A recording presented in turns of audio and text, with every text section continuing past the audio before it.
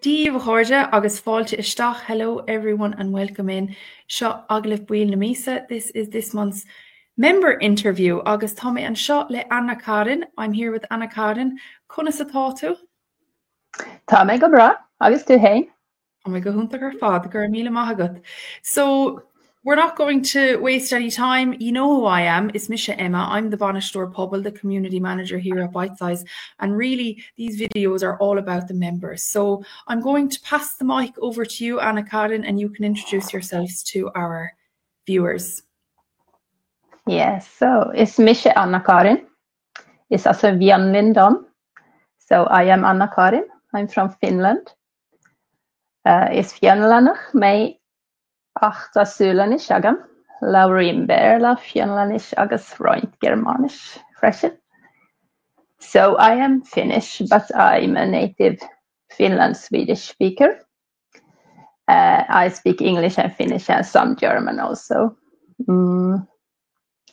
Ta me posta, agus ta birch degori again, agus ta katawain again. So I'm married. And we have 2 teenagers and a cat. Tá mé I machoni le mar céile agus mo clown. I Shradvalje Bjog. I live with my husband and children in a small village. Tá 3 fostagam. I have 3 jobs. Is Kjoltor Aglista.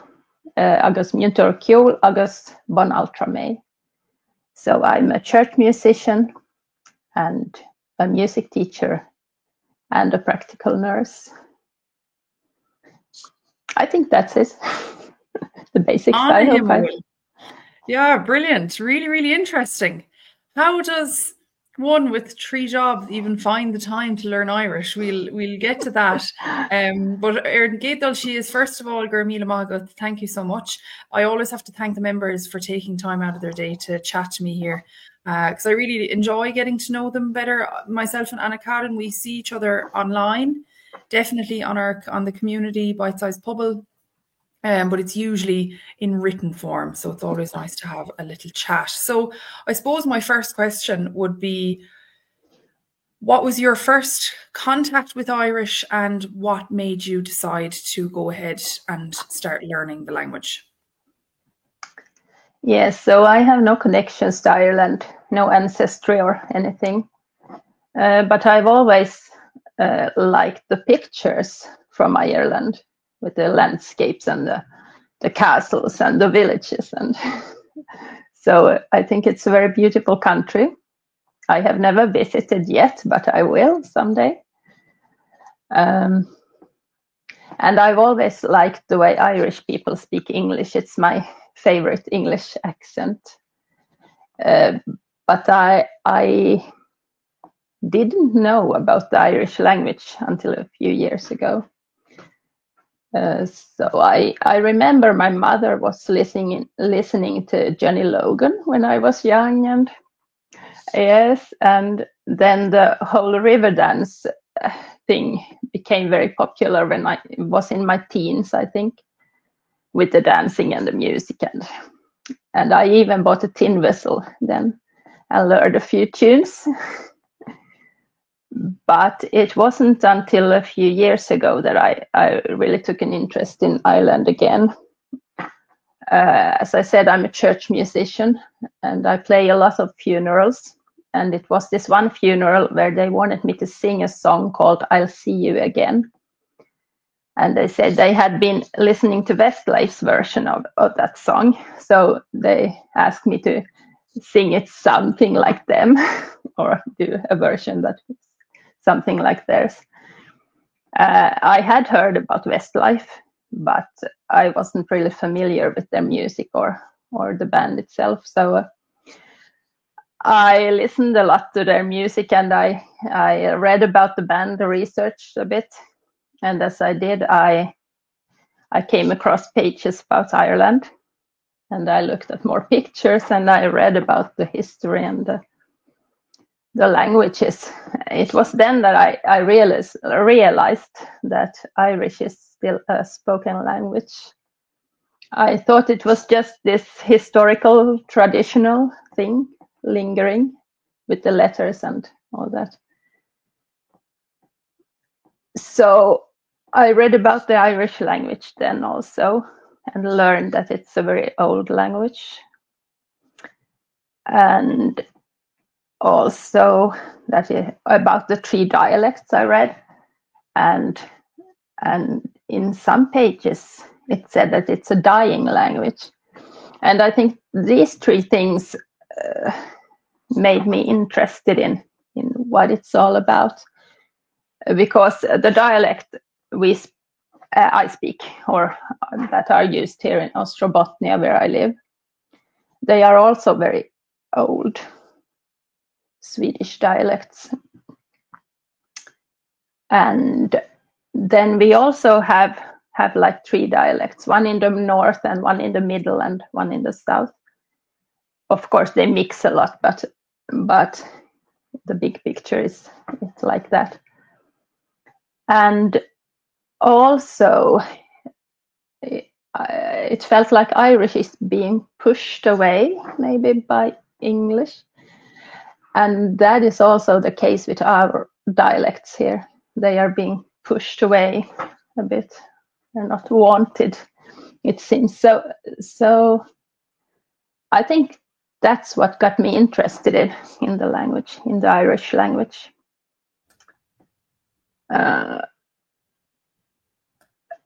But it wasn't then I started learning Irish. I was doing Italian for a year before that. And when the autumn came, I couldn't find a suitable course to attend, neither in person or online. So I started Italian on Duolingo, just to keep some vocabulary going there. And when I read about the Irish language, I think at some point I Googled how to learn Irish or something. And then the ad for Duolingo came up. So I scrolled through the courses there and I saw that, oh, they have Irish on here. So I thought I would try it. So I started it on there and did 1 lesson. And I thought, oh, this is such an ugly language. Why would I want to learn this? Yes. So, and it was difficult, and it was so different from anything else I had ever tried. So yes, but I didn't have a goal then. I just started a lesson to see what it was all about. So that's how I got started. Wow. A lot to take in there, because, you know, you had the connection to Ireland, I suppose, through music, but not to the language itself. And yes. It really, your talk about your dialects and your experience with what's happening where you are, and that resonates with you with Irish also. And I think as well, when people start learning Irish, so certain people, it depends where you're from and what your native language is and where, you know, your situation, where you're living and that, what your experience is. But a lot of people are intimidated by the fact that there are 3 dialects of Irish. But for you, it seemed to not be a question, kind of. It was, you know, it was something that you're used to. And it's interesting because I suppose a lot of course, Bite Size Irish is taught through the medium of English. And for those that want to learn with us, must have a certain level of English at the very least, to understand our explanations. But I always like to talk to people who are coming to Irish from a different background, language-wise, because I think there's things that are, you know, make it easier, or things that you can accept faster, and other things that are much more different. You know, I suppose there's no right or wrong language to come from. But yeah, that's it. That that's very interesting. And then coming to when you discovered Irish and that it's an ugly language, what do you think now of the language that you that you've done more than a few lessons on Duolingo? What's your opinion now? I have definitely changed my mind. I don't think it's the most beautiful language I've ever heard, but yes, I love good. it. So, I suppose my next question to you then is, how has your journey been in learning the language? So, I suppose how long has it been now, and how are you finding it, and what are you enjoying, perhaps, about the language? Yes, I think I have been learning about 2 years now. I'm not really sure because when I started, I wasn't doing it regularly. I just did a lesson here and a lesson there, and I didn't have a goal, or I just wanted to try it. So I maybe did that for a couple of months, I think. But then it became more and more a Gaeilge Gachlaw thing, and I didn't want to stop. I liked it. So, but I also noticed that I need something more than just a few words here and there, and I needed some grammar. So I bought a small book, grammar book, but I couldn't. There are no recordings in that book, so I needed something else, and I started looking for videos on YouTube. But the videos that I found weren't very good. So, or they were good, but they were difficult. So, yes, I saw a few videos, and I started to looking for teachers online, but couldn't find really something that was for me. I remember visiting the Bite Size page quite many times and just reading about the membership plans and thinking, is this for me or isn't? So, but I signed up for the newsletter, and I got a few of those, and it was this 1 week challenge there. So I signed up for that and did the 1 week thing. And after that, I thought I have to do this, but I wasn't able to sign up right away. So it took a couple of weeks. Then I signed up for the foundation's membership at Bite Size, which was available at the time. And I thought, I will give this 1 month. If it's not for me, I will end it. So I rushed through all the material on there, really studying hard. But when the month came to an end, I didn't want to stop. So I took a chance and upgraded to Explore. And I thought the same. I will give this 1 month. And if it's not for me, I will end it. But I am still here. I have been maybe 8 or 9 months or something like that. So yes, I really enjoy it. I don't really know why this language resonates so much with me, but I keep going. It's maybe because it's real people on the Bite Size that makes me feel at home and wanting to do more, I think. Lovely. Yeah, I think so too. I think, I suppose you signed up for the 1 week challenge, and for those who aren't familiar with it, it's essentially it starts every Monday and it goes Monday to Friday, and essentially it's a little prompt every day where you can log on and take part. You can't learn much in a week. It's not that it's a 1 week crash course in Irish, but it's really to show people how to start to incorporate Gaeilge into their lives, Gach Law, every day. And I suppose there you start connecting and seeing the other members that are taking part in the challenge. Although you might not talk to them ever again, depending on whether or not people choose to sign up afterwards. It's a completely up to them. But then, yeah, Bite Size, of course, we have our online Ashter platform where you can self-learn and, do your grammar and listen to the recordings. And that's designed for self-learning whenever you want. But the other side of it is the community. And that's what my main job here at Bite Size is. And what even these interviews are for. It's really just to connect more with the members and show, I suppose, put a face to the people that are online on the community every day. Although we do see each other in live calls and things like that.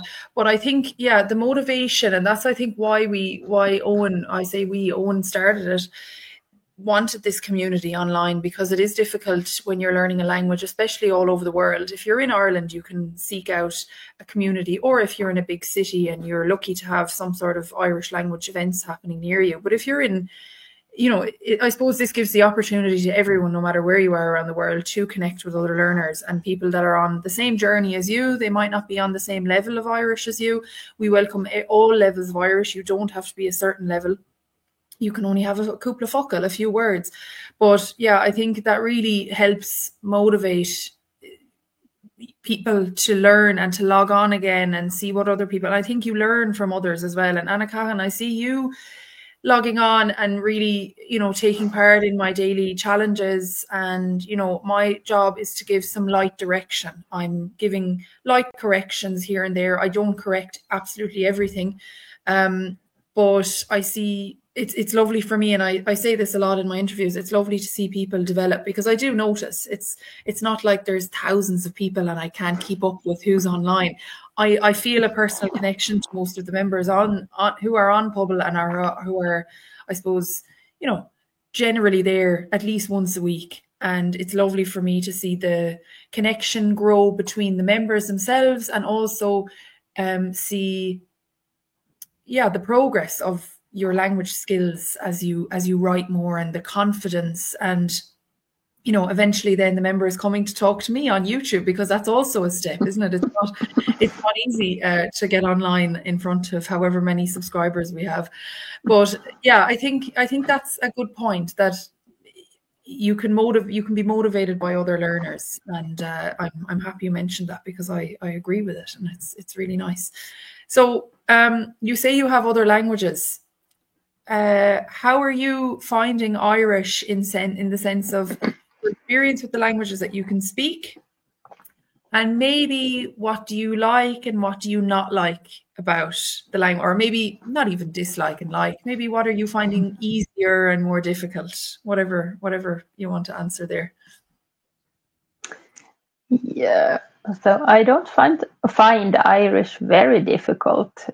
Maybe with the spelling then, the pronunciation and spelling.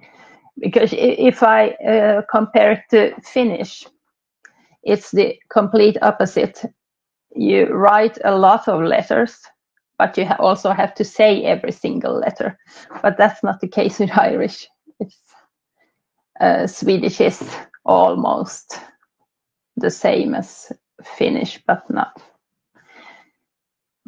But the sounds aren't very different between Swedish and Irish, I think. We don't have the throaty thing, and we only have one R sound, but other than that, it's not that difficult to pronounce, I think so.